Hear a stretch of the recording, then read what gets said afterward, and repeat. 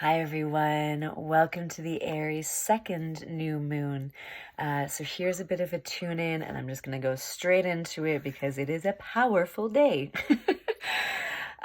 So we have the Aries new moon happening at 29 degrees, which is the last degree of Aries before the sun moves into Taurus. So there's a powerful energy when something's at 29 degrees. It's like amalgamating all of the lessons, the attributes, the qualities, the characteristics of that sign before it moves into the next.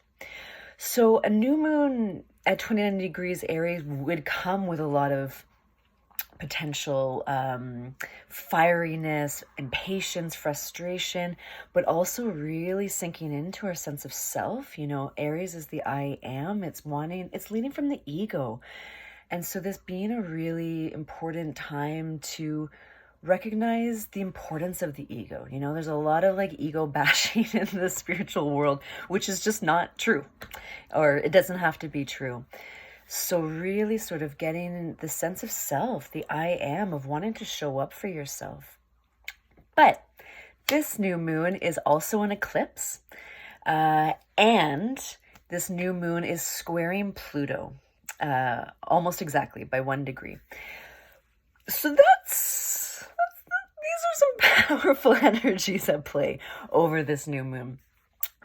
So really watching what's coming up into your field. You know, with eclipses, there can be a lot of fear mongering around them where, you know, there's this sort of excitement of eclipse season. So this Aries new moon, but also the Scorpio full moon that will happen on May 6th. That's this sort of eclipse portal that we're in. And eclipses can bring suddenness. It can bring changes. It can bring, you know, really deep shifts. And again, not in a day, or maybe so, but really almost instigating these sort of these changes that are wanting to happen. So because it's in Aries, and then also because it's squaring Pluto, which is a very potent, powerful aspect in astrology, I'm going to call it like it is.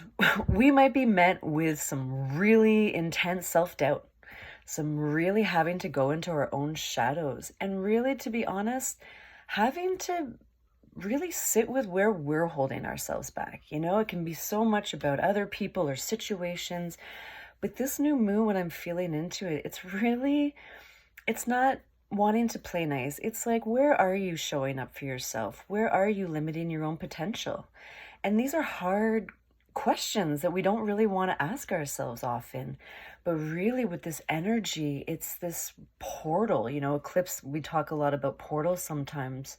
Think of it as this portal into parts of yourself that you might not have been ready to look at until now. What is your relationship to grief, to shame? Where do you hold it? Where do you feel disempowered in your life, and where do you feel empowered? You know, a sun squaring Pluto, especially with this new moon and an eclipse, boo, it's all happening. That's why I'm going into a silent retreat. No, that's part of the reason. Anyways, with this type of aspect, it's really about our empowerment. Pluto is the planet of wealth. He's really wanting to show us what needs to shed, what needs to be let go, so we're no longer inhibiting our own self.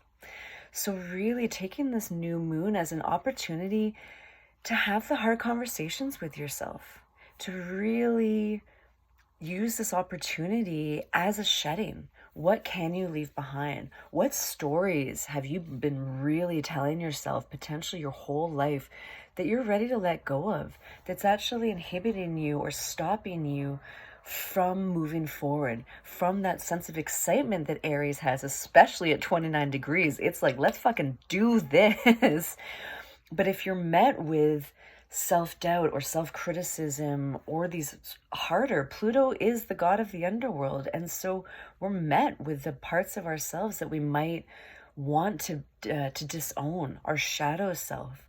But if we can really stay with it, hold it, talk to it, you know? I'm doing that these days of like, yeah, of course that part of me is really scared to show up, to do this, to whatever it might be, but I'm still gonna do it.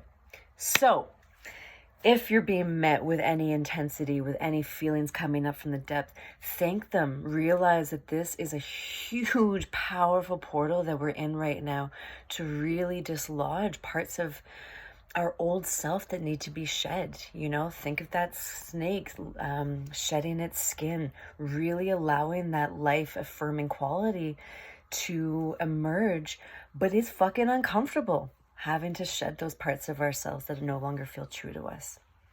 So go gently, go tenderly. Do not engage with anybody who's looking for a fight, who's leading from that fire energy, and really bring that energy back to yourself. Conserve that energy. Be that sort of swordsman wanting to wield that power for changes within your own life. Okay, so much love. Mwah!